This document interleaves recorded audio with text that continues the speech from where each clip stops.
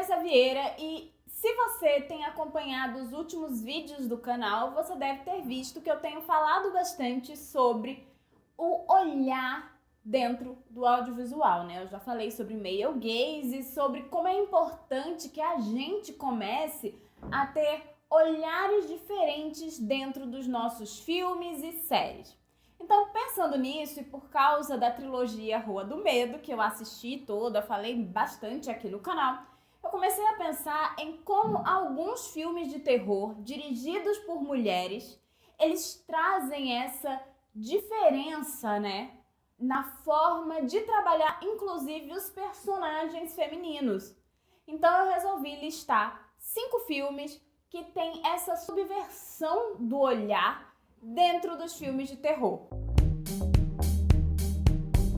Eu já fiz um vídeo aqui falando sobre filmes dirigidos por mulheres, uma listinha, né? Falando sobre filmes de terror, né? Que são dirigidos por mulheres. Eu vou deixar linkado aqui em cima e tem umas sugestões bem interessantes. Mas hoje eu resolvi falar desses filmes que tem um pouco, né, dessa subversão. Em geral, filmes de terror que são dirigidos por mulheres, eles trazem sim alguns elementos que são diferenciados dos filmes dirigidos por homens. E não tem a ver com o gênero, mas sim com a forma como as personagens mulheres elas são trabalhadas. Porque se a gente pega filmes maravilhosos, mas, enfim, dirigidos por homens e com um male gaze, né? Como o Halloween do John Carpenter, que é um filme icônico para o cinema de horror, mas ele trata mulheres como objetos. E boa parte do tempo, essas mulheres morrem de formas horrendas. Ou quando é a Final Girl, ela só sobrevive por ela seguir um padrão, por ela trabalhar, né, nesse padrão conservador. Então, quando a gente vê esses filmes dirigidos por mulheres, a gente começa a encontrar um outro olhar. Muitas vezes, a própria mulher, ela é seu próprio vilão. E isso, para muita gente, pode soar estranho, mas se a ideia é ter um olhar diferente, por que colocar a mulher como vilã não vai ser um problema? Tudo tá em como isso é colocado. A mulher, ela passa a ser o centro da narrativa, ela é o foco, e não através de uma ótica, né, social normativa, digamos assim. E sim através da ótica que coloca essa mulher como um ser ativo, operante, com desejos e vontades próprios, uma personalidade única. Mas vamos lá, vamos para a lista, né? Para começar, eu vou indicar a série Teen da Leigh Janiak. Sim, eu vou falar da trilogia Rua do Medo. Eu não vou ficar aqui me explicando horrores sobre a história, nem nada. Eu fiz várias lives, enfim, dá uma olhada aqui em cima. E falei também das referências que a gente encontra, né, dentro dos filmes. Mas o que eu quero falar aqui é como, olhando a trilogia Rua do Medo, e isso de fato está presente nos 3 filmes, a gente encontra uma subversão total da forma que a figura feminina foi colocada no cinema de horror durante anos. É muito engraçado porque a Leigh Janiak, ela trabalha também com tropos narrativos do slasher, mas ela subverte todos esses tropos e é muito legal. A Final Girl dos filmes da Leigh Janiak, ela não é a moça virginal, branca e pura e que, enfim, não sai por aí, só faz cuidar dos filhos dos outros, é muito meiga e delicada. Não, ela coloca uma personagem forte, ativa, que tá ali disposta a brigar com os assassinos, a brigar com quem tá ali interferindo a sua realidade, sabe? Ela passa longe de ser virginal, ela não é heterossexual e ela é negra. Então você tem várias nuances ali, sabe? Então você já tem, com uma personagem só, várias subversões. E a gente vai encontrar um monte de outras subversões. Ela trabalha com o tropo, né, da morte por sexo.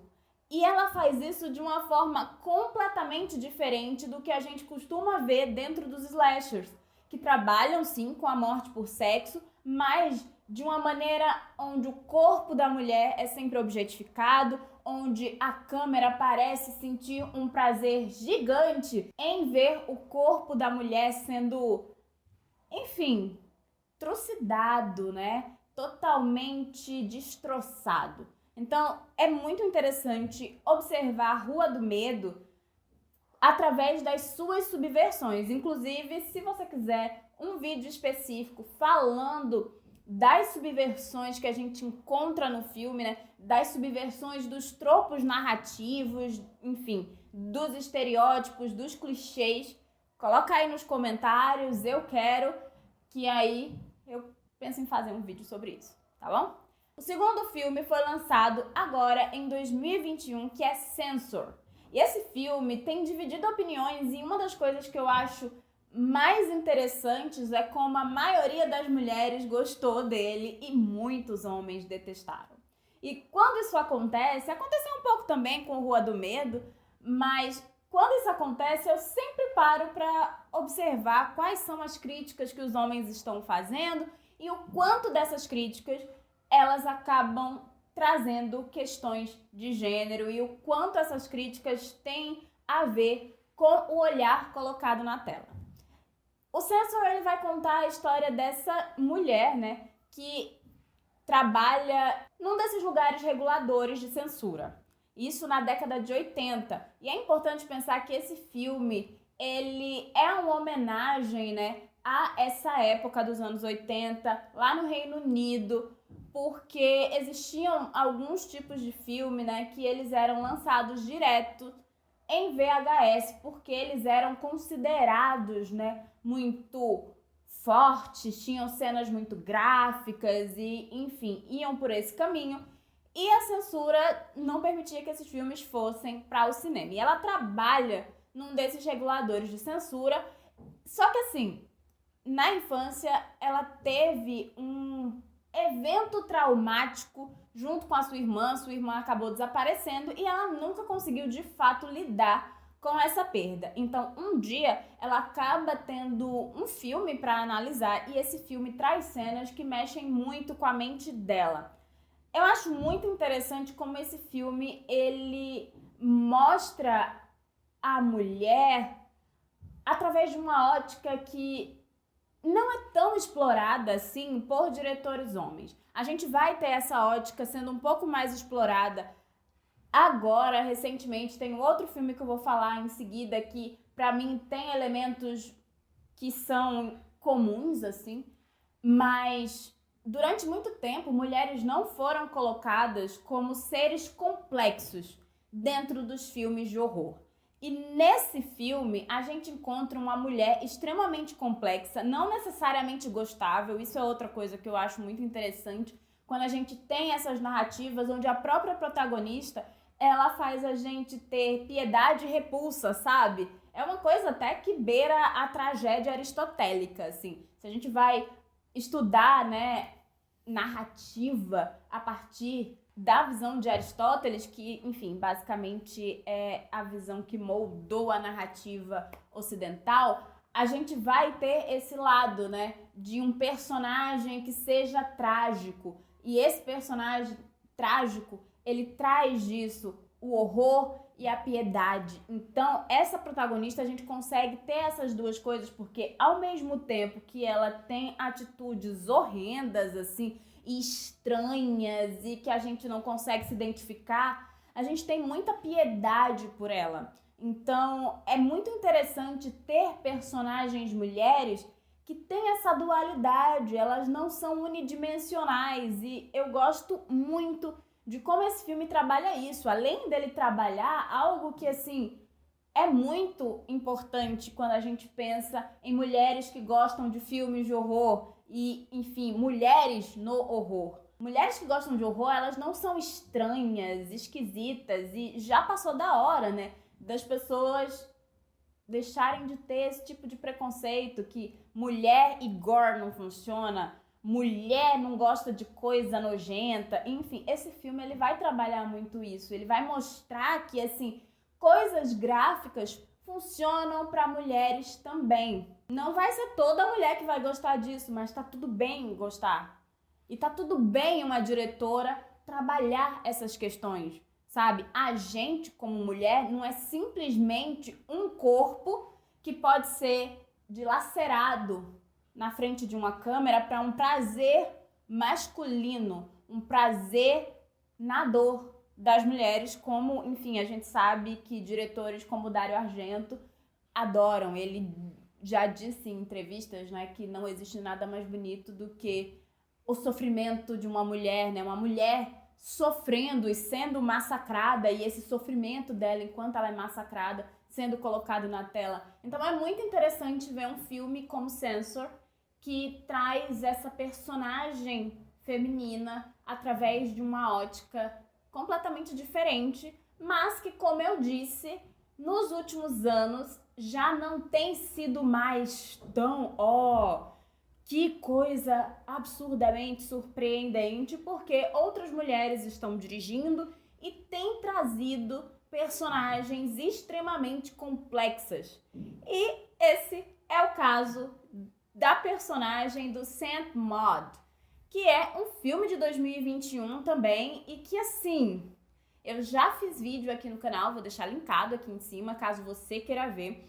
E ele vai contar essa história, né, dessa mulher que é uma cuidadora, né? E ela vai cuidar de uma paciente com câncer terminal, interpretada pela magnífica da Jennifer L, que, assim, sou fã, porque gosto de terror, mas amo Orgulho e Preconceito, e a versão de 1995 é maravilhosa, e ela faz a Elizabeth. Falei Elizabeth como se fosse em português, mas enfim.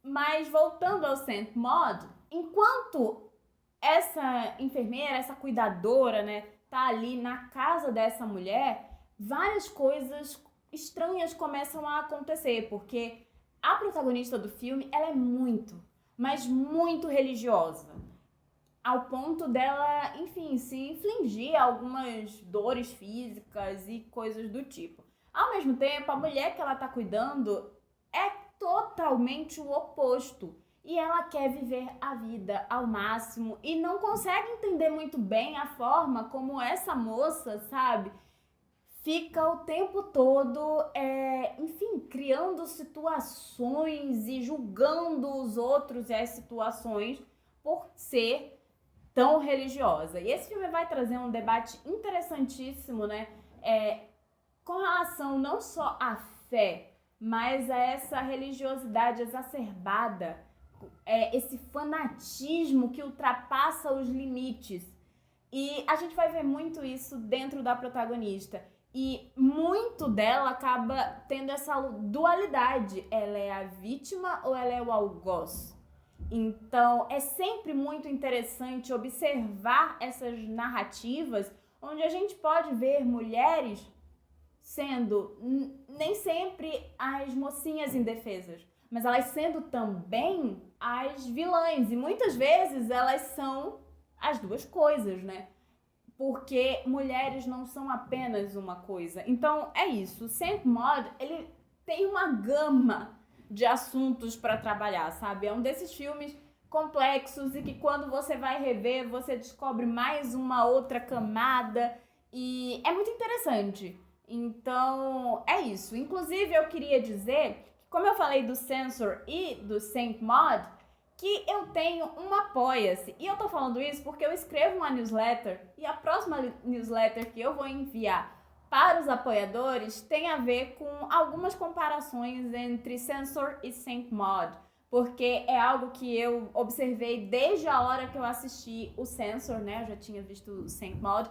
Então, se você quiser conhecer o meu Apoia-se, tá linkado aqui embaixo, tem várias recompensas, uma delas é a da newsletter, então fica a indicação. Eu, enfim, tô me empolgando bastante em escrever esse texto, tem sido um processo meio longo, inclusive porque, enfim, é um pouco complexo, mas, enfim, fica a dica, se você puder ajudar o canal, né, fazer com que as minhas metas sejam batidas, são todas revertidas aqui pro canal, né, melhorar o som, a imagem e, enfim.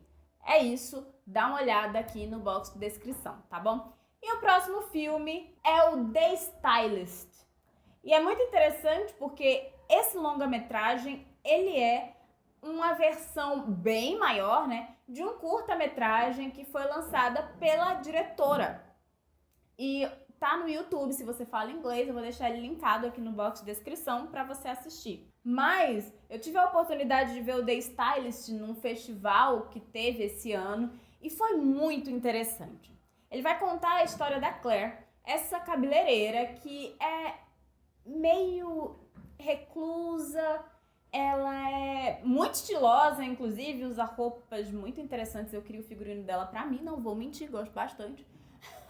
Mas é isso, ela é uma mulher bonita, ela é uma mulher que chama a atenção, né, das pessoas, mas ela é estranha. Ela é simpática, mas ela não tem muitos amigos, ela é meio reclusa, mas ela é uma ótima cabeleireira. Só que o que a gente descobre logo de cara é que ela é estranha, ela é reclusa, porque ela é uma serial killer. Sim, e ela mata algumas clientes que vão no salão onde ela trabalha. E aí um dia, uma moça, né, que já é cliente assídua dela, conversa para que ela possa fazer o cabelo dela no casamento.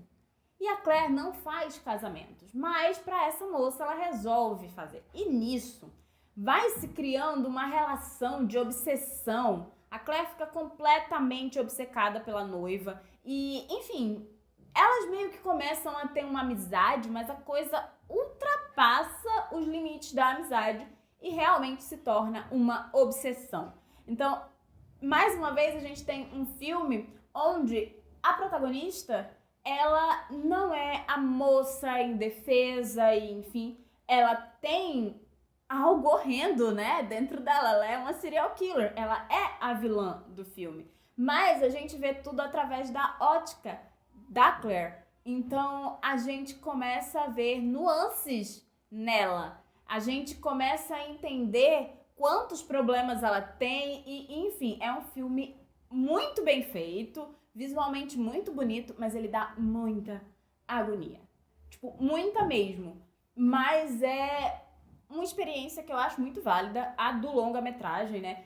O curta é legal também, e como eu disse, eu vou deixar linkado aqui embaixo, se ele ainda estiver disponível no YouTube quando esse vídeo for ao ar. Mas, enfim, fica a dica. Eu acho um filme, no mínimo, interessante. E a última indicação é o The Invitation, da Kari Kusama, que é a mesma diretora de Garota Exemplar. A Kari Kusama, ela tem um dos trabalhos mais interessantes dentro do horror, quando a gente vai investigar as novas diretoras. Novas, não tão novas, porque assim, o Garota Exemplar é de 2009, então assim, tem mais de 10 anos que ela tá trabalhando, mas eu acho o trabalho dela muito cheio de força, sabe? Desde o começo. Ela faz sim um tipo de horror que traz muito de sátira, inclusive aos elementos narrativos tradicionais do horror. E a esses filmes dirigidos por homens, ela realmente quer mostrar que, assim, mulheres podem ser colocadas na tela de uma forma diferenciada, mesmo num gênero como o horror. Então eu acho fantástico assistir o The Invitation, porque você vai ter esse homem indo, né, pra um jantar na casa da ex-mulher, ele indo com a ex-namorada, e quando ele chega lá, a coisa é muito estranha. Ele começa a achar que tem alguma coisa suspeita nesse jantar. E é muito interessante porque ele fica parecendo histérico. E se a gente for observar diversos thrillers que existem, esse é um papel tipicamente feminino, entendeu? É um papel colocado para mulheres. Mulheres histéricas que desconfiam de tudo e que elas sempre parecem loucas, desconfiando da casa em que elas estão, desconfiando dos homens que estão ao seu redor. Inclusive tem um filme chamado Gaslighting, que tem muito a ver com isso, né? A mulher, ela desconfia das coisas, mas ela é tratada como louca. Se a gente for olhar, o Bebê de Rosemary tem isso um pouco também. Tem muitas narrativas com mulheres, onde elas ficam parecendo meio loucas quando elas desconfiam do ambiente das pessoas que a cercam. E aí, E aí, em David... Meu Deus, eu desaprendi a falar Invitation. Oh, meu pai. E aí, em The Invitation, a gente vai ter um homem passando por isso. E durante o filme inteiro, a gente meio que torce pelo protagonista, mas fica ali com aquela dúvida. Será? Será que ele não é simplesmente completamente obcecado e maluco e ele, enfim, tá desconfiando de nada? Mas será que, de fato, tem alguma coisa errada? Então, é um filme que vai te deixar o tempo todo ansioso para saber o que tá acontecendo, mas eu acho fantástica a maneira como ela dirige. Então, assim, é um filme que subverte um tropo narrativo do gênero e subverte de forma muito inteligente. Eu não vou contar o final, mas eu acho muito interessante como ela, enfim, desenvolve tudo. E é isso, ela é uma ótima diretora, então a forma como a câmera opera é maravilhosa. E é isso, é muito interessante que todos os outros filmes têm mulheres como protagonistas. Mas o The Invitation, ele vai fazer exatamente o contrário. Ele vai colocar um homem como protagonista, mas em uma situação onde, historicamente, mulheres foram colocadas. Então, só por isso é uma subversão, você tem um olhar completamente diferenciado. Então, me conta aí nos comentários se você lembra de algum outro filme de terror que tenha, né, esse olhar diferenciado para mulheres e para narrativas, né, de terror. Então, é isso, gente. Não esquece de curtir esse vídeo, se inscrever no canal, compartilhar o vídeo e tchau!